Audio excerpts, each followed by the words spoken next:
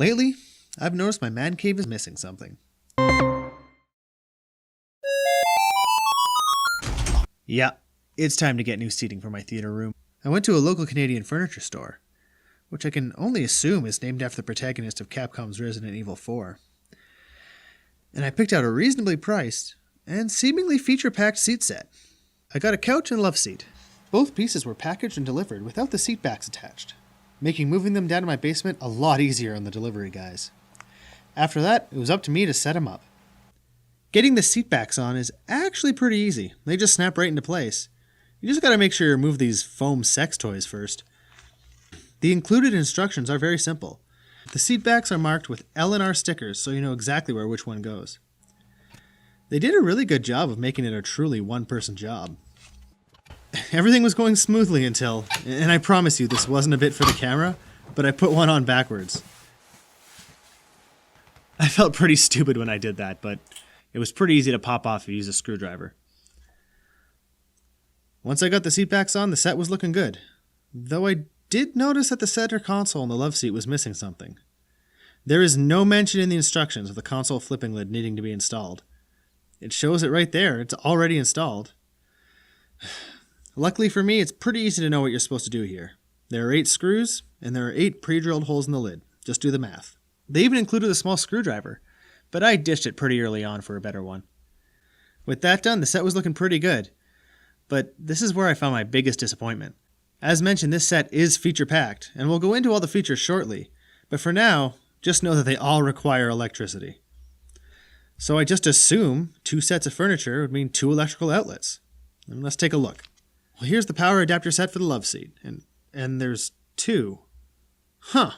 Well, I didn't expect that, but okay. I guess that means there's going to be 2 for the sofa. Well, let's open this one up and see. Seriously? There's 4? So you're telling me that I'm going to need 6 electrical outlets for this one set. And yes, that is the case. If I had picked up the matching chair, I would have needed 2 more.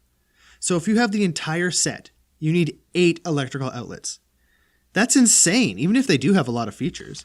Knowing where to plug the adapters in isn't too terrible, but why couldn't they make all the connections exist in the same location? On the love seat, they're on the same side, but one is in the back area and one is below. On the sofa, they're all in the middle, except for this one, which is on the right side. And all the adapters have generous lengths, except for this one on the right side. I mean, it's not even long enough to clear the length of the sofa. And take a look at these adapters. They don't even match. Okay, we have 2 sideways versions, and then here's a traditional one. Oh, and here's a regular non-power adapter. So, I mean, what were they thinking? Why do they need 3 different types of connectors and 4 plugins? It doesn't make any sense. So I had to run to the store and grab some power bars and extension cords. And that's another annoyance, because if the far right cord isn't long enough, the power bar needs to sit directly behind the couch. My couch isn't pushed up against a wall. You can see the back when you walk into the room. And you can't put it underneath because there are moving parts.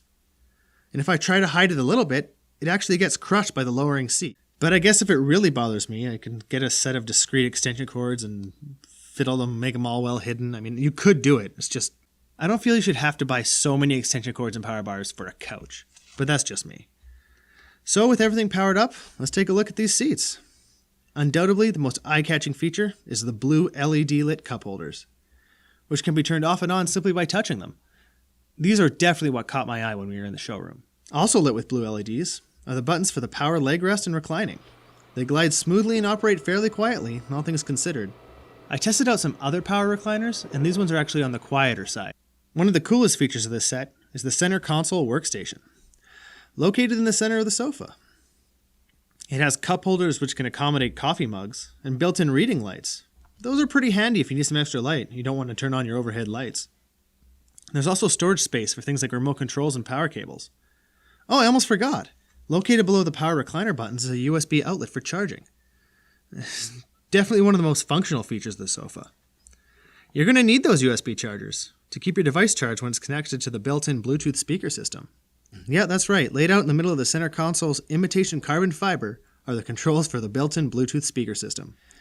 You know, the system isn't bad, but it's far from stellar. Audiophiles might be disappointed with the experience. In order to demonstrate them, I'm going to place an omnidirectional mic directly on the seat. So first, let's hear the music through the built-in speakers of my Nexus 7.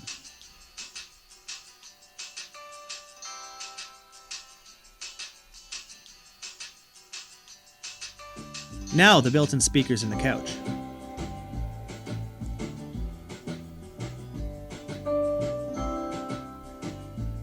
I mean, they're definitely better than what you'd find in any smartphone or tablet. And they are useful in that regard. However, it's hard not to notice they're severely lacking in the low end. There's almost no bass, and therefore the sound feels a lot less full than what most people would have in their home theater system. The buttons are also kind of a pain. There's no tactile feedback, so I often find myself not knowing if the press was detected or not. The speakers are definitely nice to have, I just wish they had a more full sound. The love seat also has power recliners and USB chargers, but it doesn't have a center workstation or built-in speakers. Instead, it has a more sizable storage capability in a center console. It's great storage for video games, controllers, and books and magazines. Overall, I'm really happy with it. The need for 6 outlets is the biggest issue with this set. I mean, why on earth could they not make it so you have one plug per unit? Computers can run multiple cards, peripherals, and have more than several powered USB slots. There's no excuse why this needs to be so cumbersome.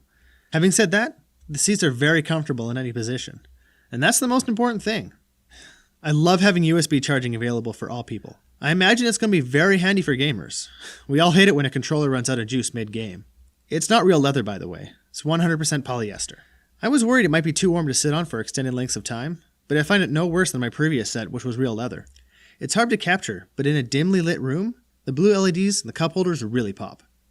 I'm fairly certain this set will be a long-term fixture in my theater room. It's gorgeous. If you enjoyed this video, give it a like and subscribe. We got lots of fun stuff coming, and we could sure use the audience.